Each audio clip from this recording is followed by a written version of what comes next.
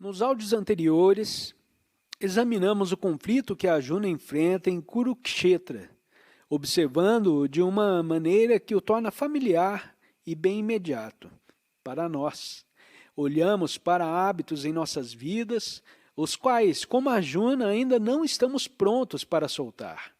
Locais onde as raízes do nosso apego são bastante profundas.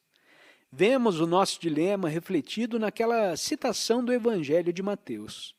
Se alguém quiser me seguir, disse o Cristo, negue a si mesmo, tome a sua cruz e me siga, pois aquele que salvar a sua vida a perderá, mas aquele que perder a sua vida em meu nome a encontrará. Aquele que salvar a sua vida a perderá, mas aquele que perder a sua vida em meu nome a encontrará. É uma afirmação forte, porém não muito melodramática, para a situação em que Arjuna se encontra. Krishna está lhe dizendo que desista dos seus relacionamentos, dos seus valores, na verdade, desista da sua vida. Isto é, vire as costas para toda a vida que conheceu até então. Arjuna é um guerreiro. Provavelmente foi preparado para perder a vida no campo de batalha, mas nada o preparou para esse tipo de sacrifício. O Gita nos diz, quando Arjuna, o grande guerreiro, desafogou o seu coração, disse, não lutarei, Krishna. Então ele baixou o arco e ficou em silêncio. Em outras palavras, Arjuna ainda não estava pronto para se entregar ao seu Dharma. Ele ainda estava aprisionado a um padrão de pensamento que definiu a sua versão da realidade, mas estava preparado para ouvir. Ele ficou em silêncio.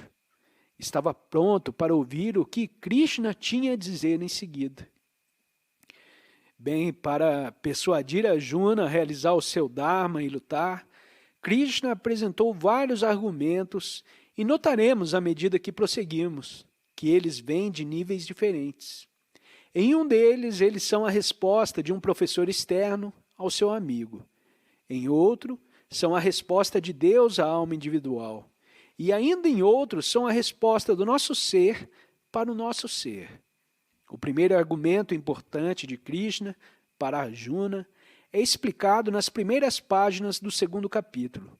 E ali ele diz, temos todos estado durante todo o tempo, eu, tu e estes reis e homens, e estaremos por todo o tempo, nós todos, para sempre, eternamente. Assim como o espírito do nosso corpo mortal caminha da infância para a juventude e para a velhice, o espírito caminha para um corpo novo. Disto os sábios não têm dúvidas. Essa frase encerra um conceito que nós ocidentais precisamos parar e considerar um pouco mais de perto, o conceito da reencarnação. No Oriente não é tão necessário justificar o uso do modelo da reencarnação, porque ela é algo certo ali. Mas aqui no Ocidente, precisamos prosseguir um pouco mais devagar para afirmar a base. Não temos tanta certeza sobre a reencarnação, embora ela seja o tema central da racionalização do Gita. Quando falamos sobre compreender algo como a reencarnação, não estamos falando sobre compreendê-la através do intelecto, do conhecimento. Como podemos saber algo sobre a reencarnação? Saber vem da mente racional e faz parte dessa vida. Para compreender sobre um assunto como a reencarnação, temos de confiar em uma sabedoria superior, na voz interior, sobre a qual mencionamos. A mim me parece que existem duas maneiras pelas quais é possível conhecer a reencarnação mediante essa voz interior. A primeira se dá pela experiência direta. Se você, pessoalmente, vivenciou as suas encarnações anteriores, isso é uma evidência bem convincente, existindo pessoas que dizem ter feito isso. A outra maneira é o encontro com alguém cuja visão dos fatos você confia totalmente e que lhe diz as coisas acontecem exatamente dessa maneira. Para mim, a chave foi a segunda maneira. Foi o meu relacionamento com outro ser, Maharaj, o meu guru, que me abriu para um sentido de total validade interior quanto à reencarnação. Por isso não duvido mais da veracidade dela. O relacionamento com o meu guru é tal que não existe absolutamente nenhum espaço em mim para dúvidas a seu respeito. Não existe margem para desconfiança. É um tipo de confiança que existe entre mãe e filho. Quando o filho é ainda pequeno, há uma abertura total em relação à mãe e a seu aspecto protetor. Somente mais tarde, o ego se desenvolve com ele um sentido de separatividade. Antes da separatividade, existe um tipo de abertura ilimitada para o outro ser. E naquele espaço de total abertura, você confia implicitamente em tudo que vem do outro. Não fica se perguntando se pode confiar ou não. Você tem uma fé integral, inabalável. Ao viver na Índia junto com o meu guru e outras pessoas como ele, parei de perguntar. Eles estão me dizendo a verdade? Estão torcendo os registros das suas experiências? Simplesmente me abri para eles. É assim, está certo. Maharaj e outras pessoas como ele, de quem não duvido, me falaram sobre a reencarnação, descrevendo-me como ela acontece. Sem exceção, todos aceitaram a reencarnação com o mesmo nível de certeza que nós, no Ocidente, nos sentimos em relação às leis da física, e pude sentir neles a verdade daquilo que me diziam. Portanto, do meu próprio ponto de vista, esta tem sido a via principal através da qual cheguei à compreensão da reencarnação. Ficando perto do Maharaj e desses seres como ele, comecei a confiar que é assim que acontece. Na verdade, tive experiências bem lisérgicas, principalmente através dos psicodélicos, durante as quais entrava e saía rapidamente de imagens de mim mesmo em outros reinos. Teriam sido essas experiências diretas de outras vidas? Teria vivenciado outras das minhas encarnações? Não sei. O que sei é que Maharaj tinha a reencarnação como certa e a sua verdade passou para mim. Krishna disse, quanto a isso, reencarnação, o sábio não tem dúvidas. Isso é suficiente para mim.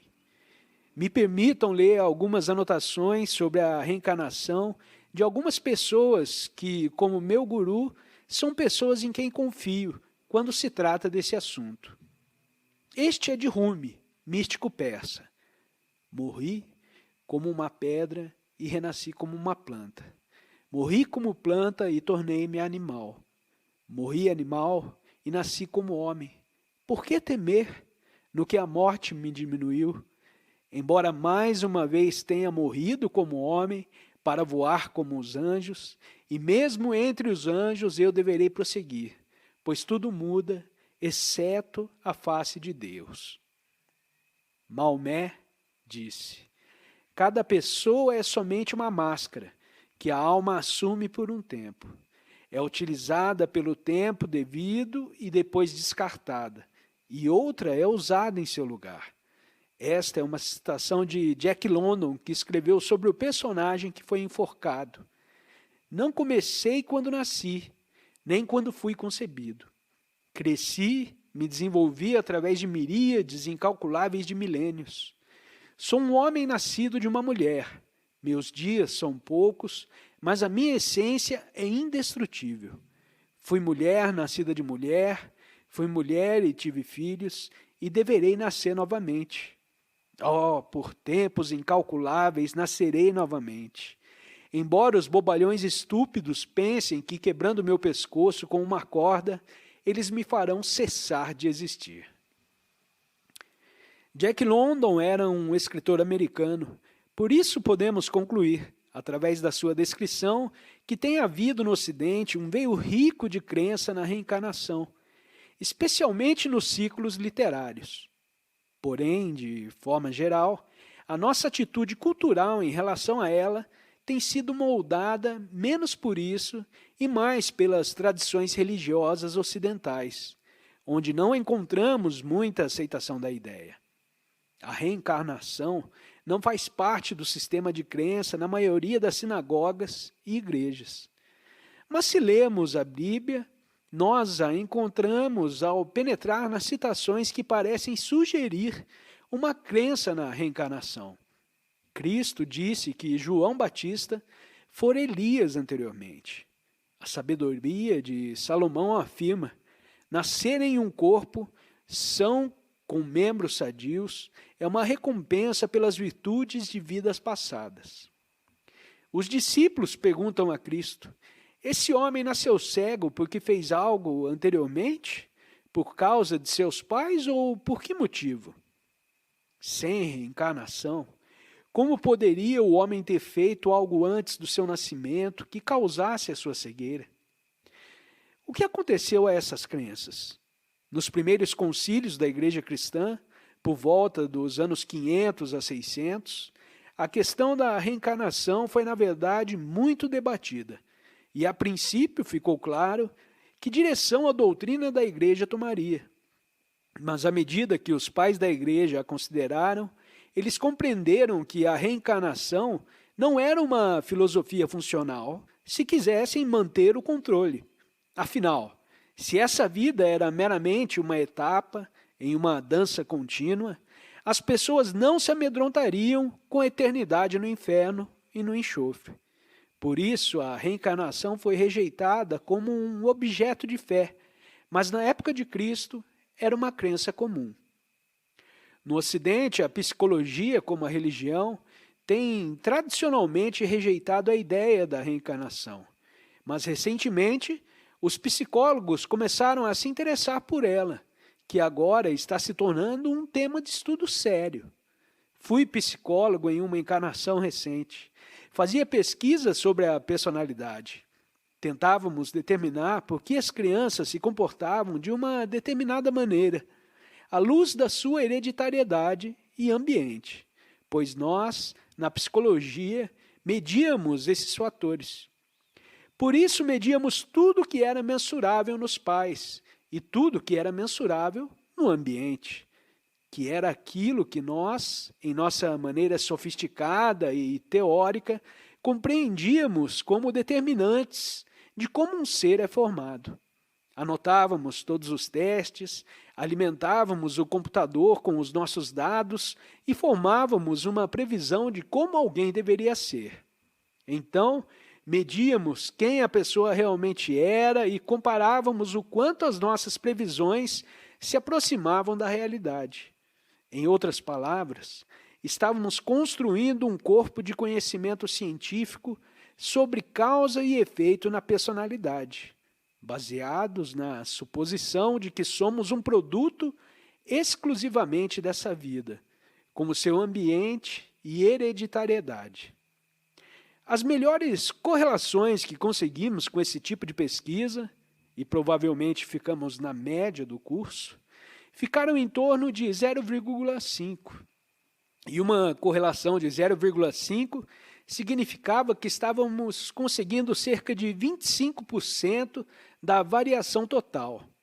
Isso significa que se eu escolher e tentar prever quem você é, baseado no conhecimento total que um psicólogo pode saber sobre você nessa vida, serei capaz de prever cerca de 25% das suas características. Os outros 75% acontecerão essencialmente ao acaso. Diante disso, como cientista social, eu diria, bem, temos de considerar os erros de medição. Ou então, é devido ao fato de que não somos suficientemente complexos em nossos sistemas. Nunca entrou na minha mente, como psicólogo, que minha teoria pudesse estar errada, porque todos nós ficamos muito apegados às nossas teorias. Nunca me ocorreu que a hereditariedade e o ambiente pudessem não ser as únicas causas que fazem o ser como você é.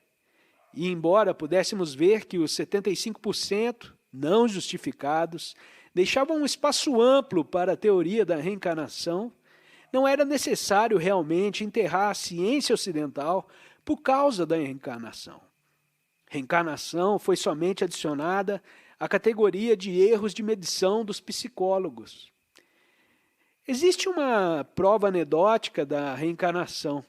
Aqui no Ocidente temos vidas de pessoas como Mozart. Ele fez sonatas aos 4 anos, deu recitais públicos aos 5 e compôs a sua primeira ópera com 7. Ele realmente aprendeu tudo isso em tão pouco tempo? Em nosso meio, em Naropa, temos um interessante fenômeno de Trungpa Rinpoche, que é chamado de Tulku, uma reencarnação reconhecida de um ser superior. Na tradição tibetana, quando um lama superior morre, um grupo de oráculos se recolhe em meditação até partilhar uma visão de onde ocorrerá a sua encarnação seguinte. Então, eles enviam um grupo de monges para pesquisar e dizem a eles: procurem uma casa com telhado azul, próximo a um lago, a 2 milhas ao norte de tal e tal aldeia, e vocês encontrarão um bebê, que terá então 7 meses. Esse será o Tulku? O grupo de busca parte, eles encontram a casa, batem a porta e dizem: vocês têm um filho de 7 meses, não é? A família, naturalmente, diz que sim. Os monges respondem: bem, vocês não sabem, mas na verdade ele é o lama fulano. E a mãe diz: oh, que honra! E durante todo esse tempo pensei que ele fosse somente o meu bebê. Estou honrada que o meu bebê seja a reencarnação do lama fulano. Então, para se certificarem, eles fazem inúmeros testes com o bebê. Apresentam o copo do antigo lama e um outro novo. O antigo sino do lama e um novo, para ver qual deles o bebê escolhe. Se os testes forem positivos, os monges levam o bebê de volta ao monastério e começam a ensiná-lo. E pelos próximos 19 anos, no caso do Trungpa, eles realizam um sistema de treinamento intensivo para lembrar ao novo Tulku quem ele realmente é. Temos o caso de uma menina que eu vi na Índia. Um dia, quando estava com 7 anos, ela disse a seu pai: você tem de me levar até... E deu o nome de uma pequena aldeia e vários quilômetros de distância, que nem ela e nem sua família tinham visitado antes. E ela afirmou: eu costumava viver nessa aldeia. Tinha 2 filhos, por isso devo ir para ver como estão. Ela implorou ao pai e finalmente o persuadiu a levá-la até lá. No caminho falou tudo sobre a aldeia e de como ela tinha mudado durante a época em que vivera lá. E tudo como o pai descobriu quando chegaram era exatamente como a menina descrevera. Localizaram aquela que ela disse ser a sua casa e havia 2 filhos com a idade calculada. Após a sua visita, a menina foi levada de volta chorando. Não, não, vocês não podem me afastar de meus filhos. O que dizer então das experiências que chamamos de déjà vu? Vocês já encontraram alguém e sentiram que já nos conhecemos antes de algum lugar? Não nos encontramos antes? Um cientista ocidental diria: bem, é tudo somente uma similaridade de disposições. Talvez, porém, pode ser novamente um vislumbre de algo mais do que isso. Rodney Collin, em um livro chamado The Theory of Celestial Influence, mostra uma opinião interessante sobre a reencarnação. Disse que não é como Bryden Murphy Story, onde você nasce, depois morre e depois renasce alguns anos depois. É, na realidade, mais parecido com uma 5ª dimensão. Estamos todos aqui, bem aqui, nesse momento e nesse lugar, milhares de vezes. Estamos atravessando a mesma vida por muitas vezes. Não se lembram? Quero dizer, eu lhes disse 1000 vezes, eu lhes disse 1000 vezes, eu lhes disse 1000 vezes. A visão de Collin dessa experiência de déjà vu é que ela surge devido a uma quebra ocasional no circuito quando temos, então, um pequeno clarão da última vez que fizemos tudo isso. As pessoas poderão argumentar: mas se a reencarnação for verdade, por que não me lembro de quem eu fui? porque não me lembro das minhas vidas passadas.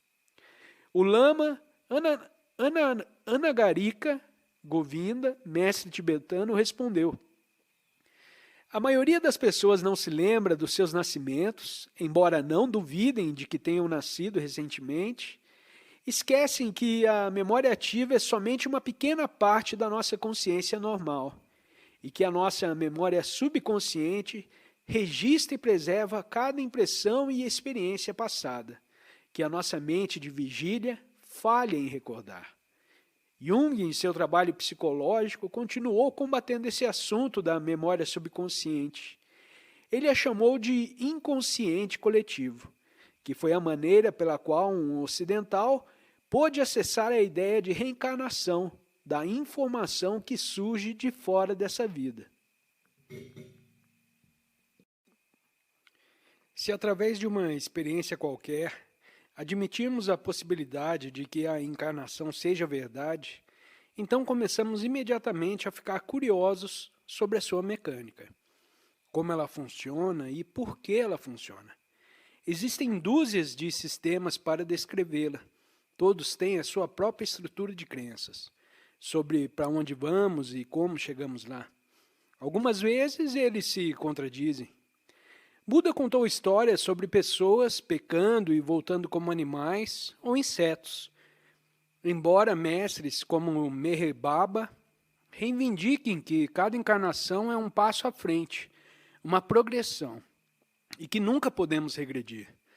Não há maneira de determinar o que é certo e o que é errado. Cada sistema é somente uma aproximação da verdade criada pela mente humana. E ao considerar uma sequência de nascimentos, não podemos assumir que a reencarnação acontece no plano terreno. No Gita, Krishna diz a Arjuna: aqueles que rezam aos deuses vão para os deuses. Isto é, se você é devoto dos deuses, então depois de morrer, você irá para um loka celestial, um lugar celestial. É onde você irá reencarnar. Mas isso também será somente um outro plano de consciência. Você irá para lá e ficará lá por um período de tempo, digamos 500 anos do ponto de vista terreno, embora, indubitavelmente, o tempo vá ter um significado bem diferente lá. Então, depois de 500 anos, você compreenderá que o loka celestial é somente um lugar, e antes que você possa chegar ao não lugar, existe muito trabalho a ser feito. Talvez um trabalho que pode ser feito somente no plano humano. E então, talvez, você mais uma vez assuma um nascimento humano para poder prosseguir. Mas este é somente mais um modelo. São todos somente modelos, montados pelas mentes humanas para algo que está além do que a mente humana pode aprender. Não temos como saber como isso realmente funciona. Parece que damos voltas e mais voltas, porém a cada vez ficamos um pouco mais conscientes, até que finalmente atingimos o nível da conscientização yogi e nos lembramos. Contudo, finalmente, pode significar um tempo muito longo, quando falamos sobre reencarnação. Estamos falando sobre extensões de tempo vastas.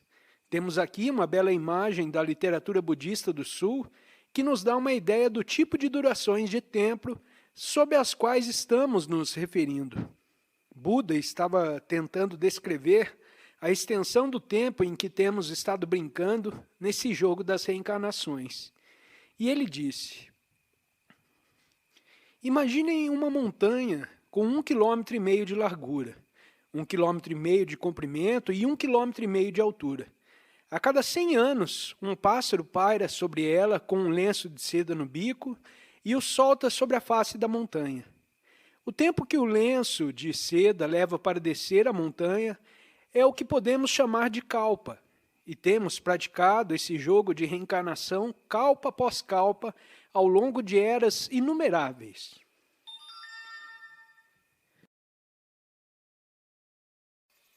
Obrigado por ter assistido a mais esse vídeo. Deixo o convite para você se inscrever no canal e compartilhar o conteúdo com quem você achar que precisa ouvir essa mensagem. Um grande abraço e até o próximo vídeo.